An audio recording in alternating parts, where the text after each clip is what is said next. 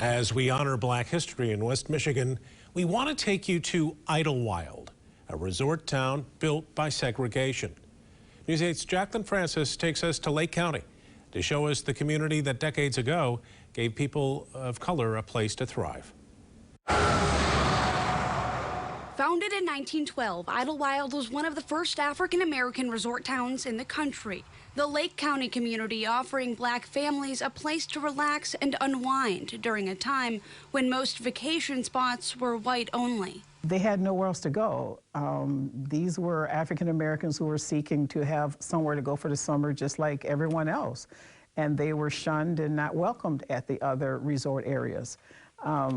So then when this came along, it was like, wow, you know, we have something of our that we can call our own. West Michigan author Rose Hammond has helped chronicle the town's storied past. By the 1920s, Idlewild was known as the premier summer vacation spot for prominent Black families.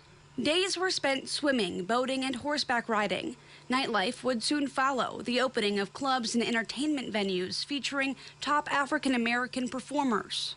By the mid-50s, the booming resort town would draw 25,000 visitors on any given weekend, marking the height of Idlewild's rise to popularity. I don't know when they really recognized it because they were just enjoying themselves. They just couldn't believe that all these cars backed up behind each other, people sleeping in cars, that this was happening, you know, because it was something that they could call their own.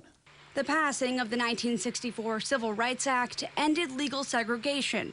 With it came the decline of African-American resort towns like Idlewild. Never dawned that they would have the day, once Civil Rights Act was passed, just never dawned that they'd be able to go somewhere else. Once you've been told you can't have, and now then you build your own, and now you're told, oh, wow, I can go to the Holiday Inn, I can go here, and entertainers too, I can go here now, with the passing of the Civil Rights Act. Still home to a few, but nothing like it was, Hammond still holds on to hope for the comeback of historic African-American resort towns, like Idlewild and nearby Woodland Park in Newaygo County, imagining a resurgence that embraces the town's cultural and historical significance. No matter what, it's always going to be Idlewild and Woodland Park. They're always going to be two of the country's first African-American owned and operated resorts.